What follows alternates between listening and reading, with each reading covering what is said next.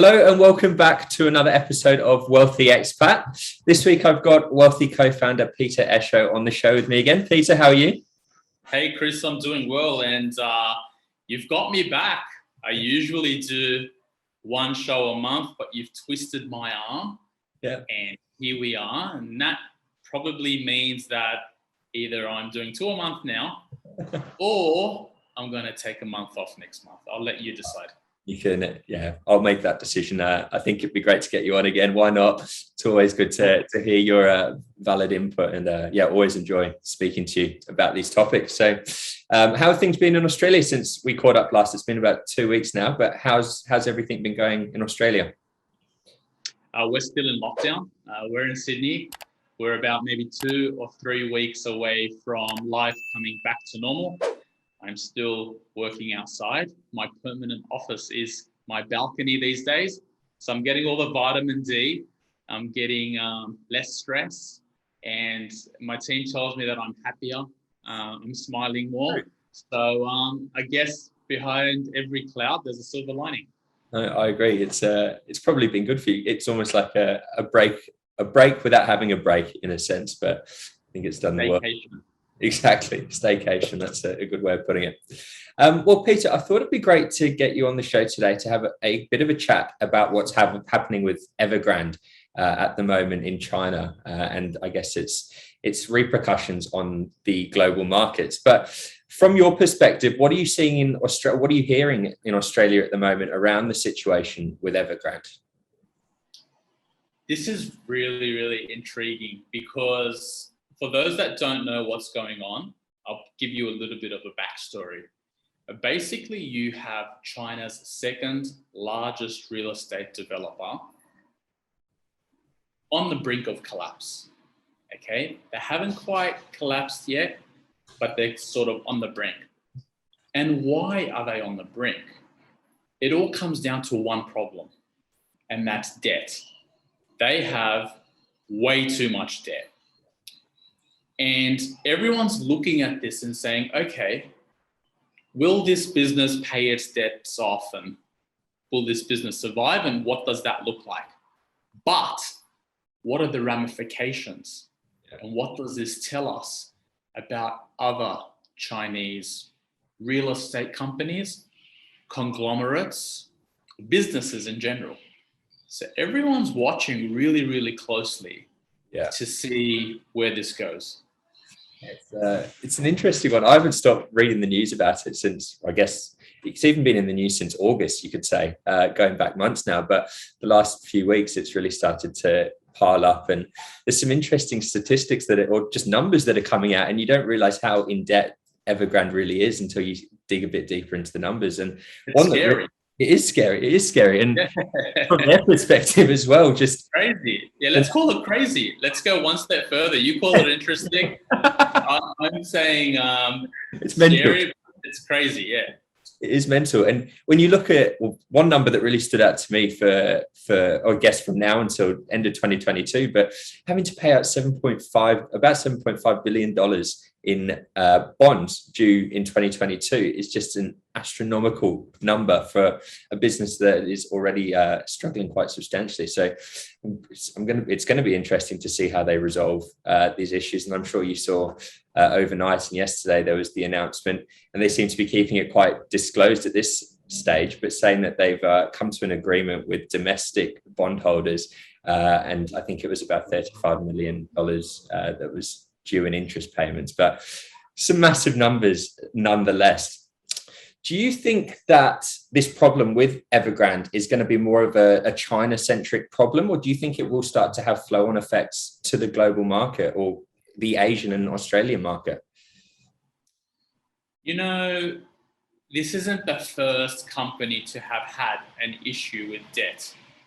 And China is not the only economy to have a debt binge problem. We've been struggling as a civilization with debt for thousands of years. If you go back to the ancient Babylonians, they wrote laws, which we found through archaeology, about the consequences of debt. If you go back and have a look at, religions. Christianity banned interest on debt up until the 11th or the 12th century.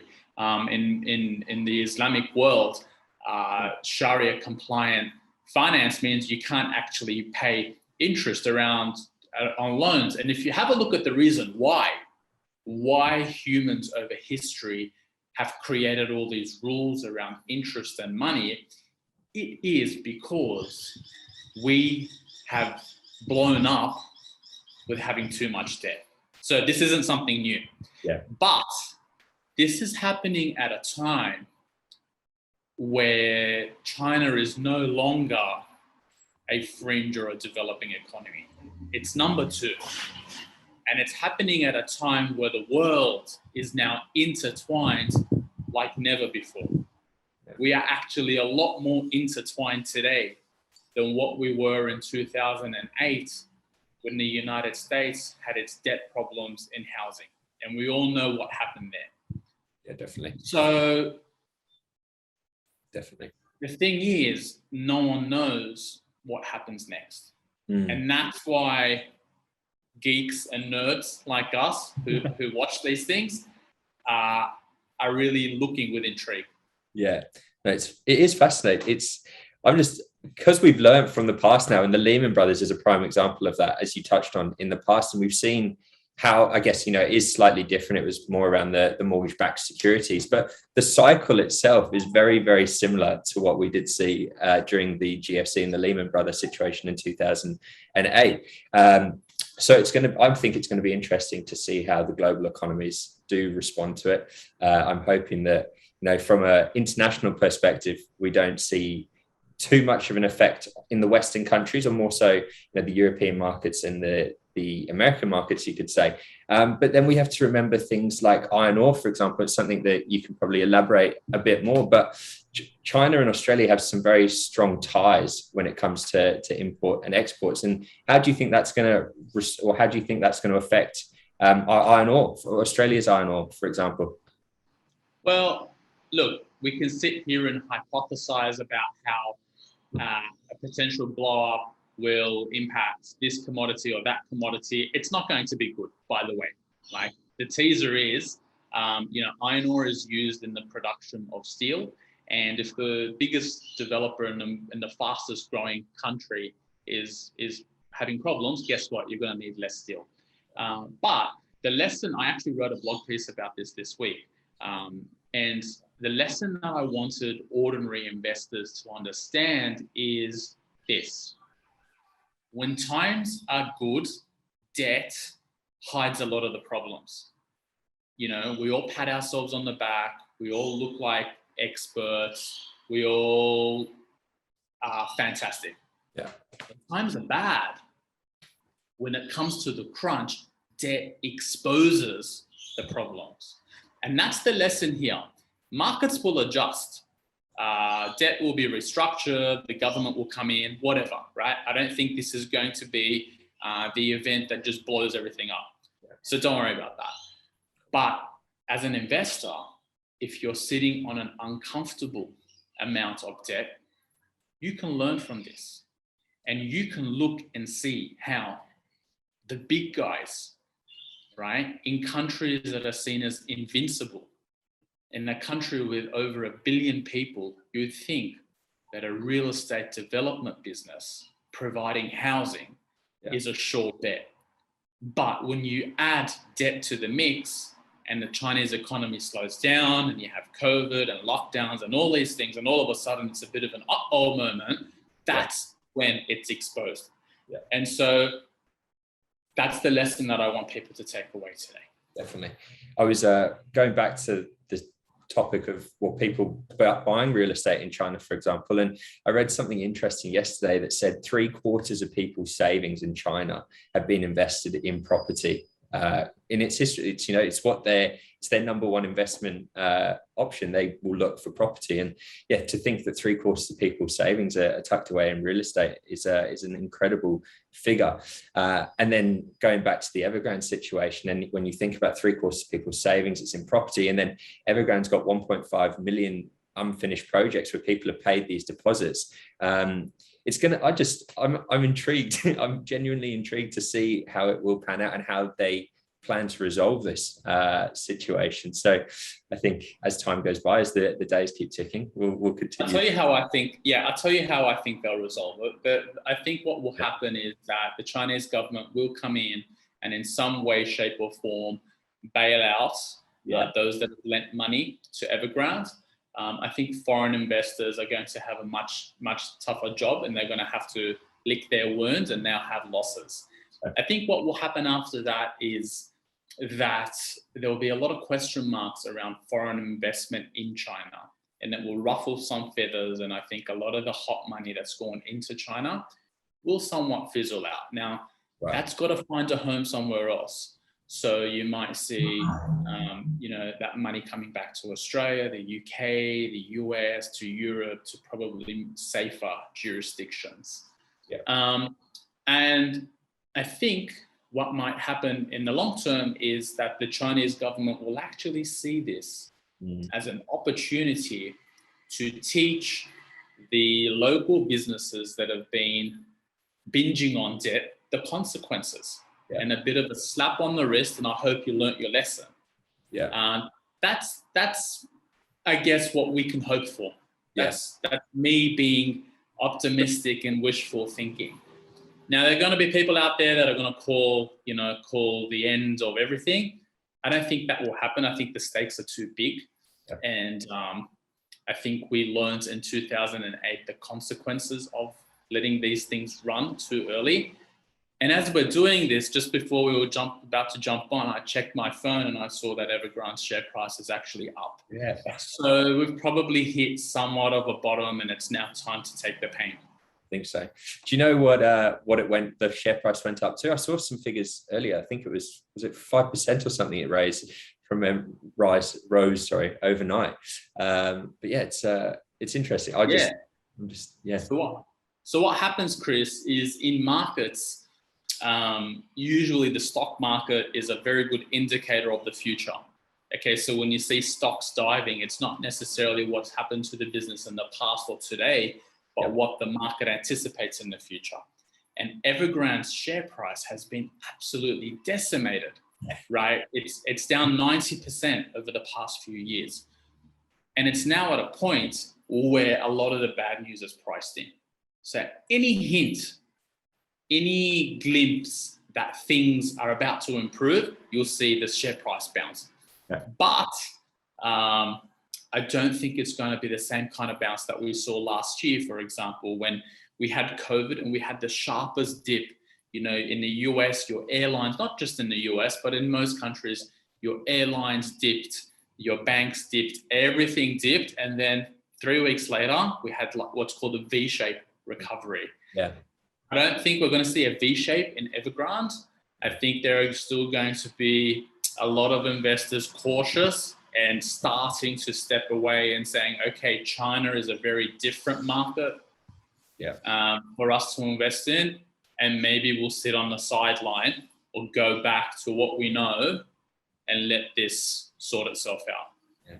So we'll see what happens. Well, I'm genuinely intrigued to see how it pans out. And this morning there was also more reports about HSBC and UBS saying that they seem to have smoothed some things over with their bondholders as well. But I just every day there's a new article. There seems to be a new story to it, a new a solution, and then it's gone backwards and back and forth. But we'll see what happens in terms of what we are seeing with Evergrande at the moment, and relating it back to Australia and how it might affect Australia.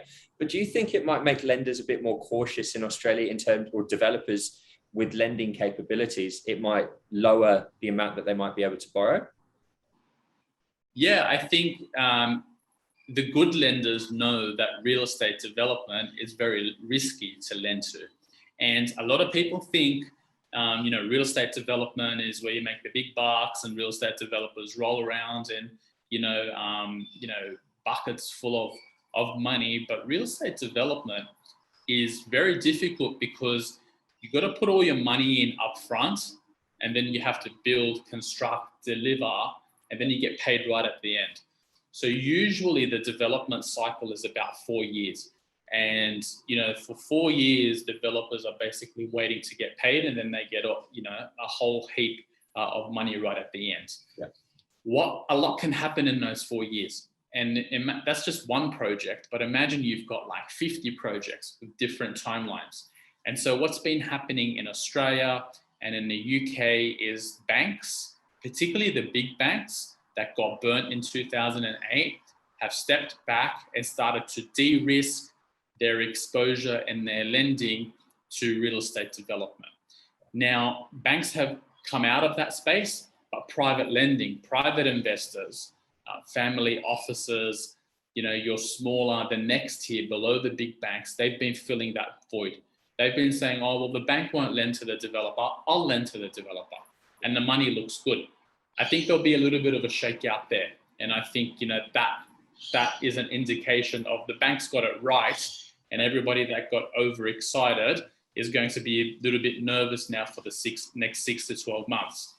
Sure. For ordinary investors, and particularly those that follow our podcast and look at our business, I think what this all indicates is that the cost of funding for developers is going to go up. Raw materials prices are unlikely to come down.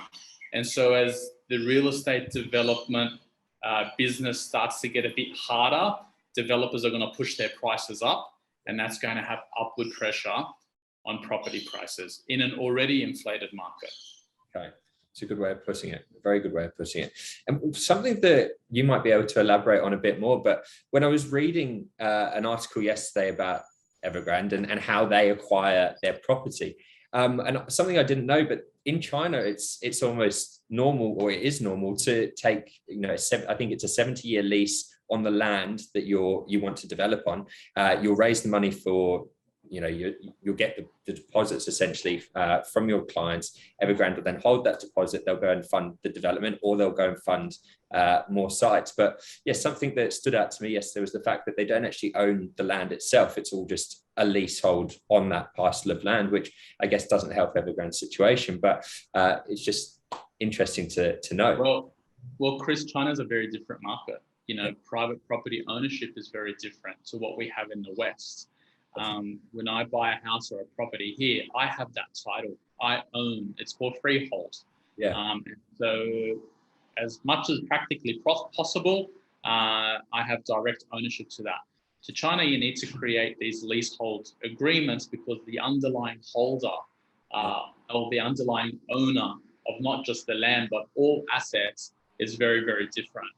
So it's not uncommon to see these things in China, in the Middle East, for example, in more closed economies. And that explains why people in China, in Russia, in the Middle East, spend crazy amounts of money to buy real estate in London, in Singapore, in Sydney. And it is only when we understand how it works there that we can appreciate why they come and pay the huge money to invest in the markets that we operate in. It's interesting. It's interesting. I guess in the UK, as an example, though, it's interesting how it's split up, because we've got leaseholds and then we've got freeholds, and it's not a 70-year lease. It's generally a 99-year lease to the Queen. But yeah, it's interesting to, you've got these different ways of holding real estate these days, and how those leaseholds work, and the difference between the leasehold and the freehold. But nonetheless, it's interesting.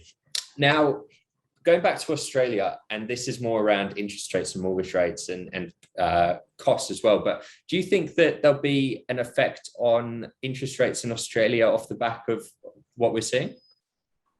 I don't think so. I think if we don't have contagion, so if we don't have this spillover that I spoke about that we had in 2008, and if things are ring-fenced and contained and pain is local, it's not systemic, then I think that the central bank here and in the UK and in the US are going to determine interest rates based on what's happening at home.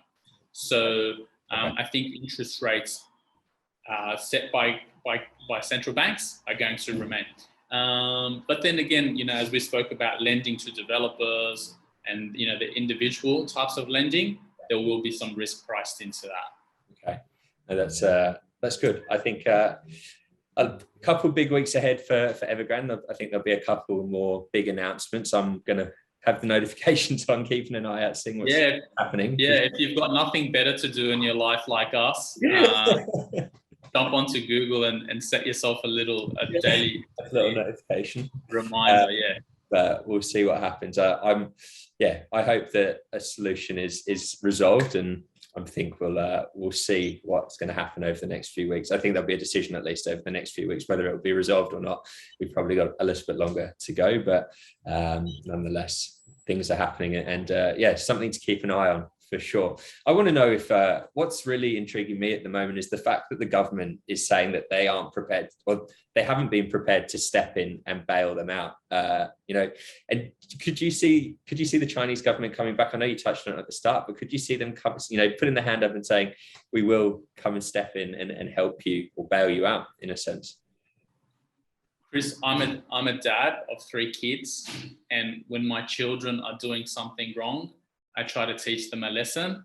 True. But if something happens, if push comes to shove, I'm going to step in and help them. And it's not just China, but in most large economies, businesses that behave poorly at some point do get bailed out in some way, shape, or form. Not all of them, but the ones that are really, really big that cause problems. But if I put myself in the shoes of the Chinese government, it's just such a large economy, and there's just so many issues. Definitely. Where if you're seen as bailing out the second largest developer that was splashing billions of dollars on football sponsorship and electric car ventures and all these fancy things, and you drive past and you see their buildings.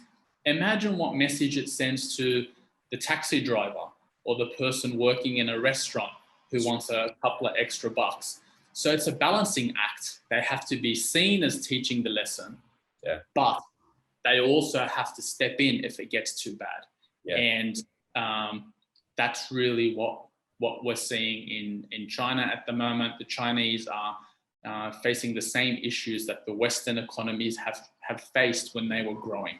In the US, we had a blow up in 1929 where the central bank didn't want to help, and we had the Great Depression, and then they came in and overcorrected.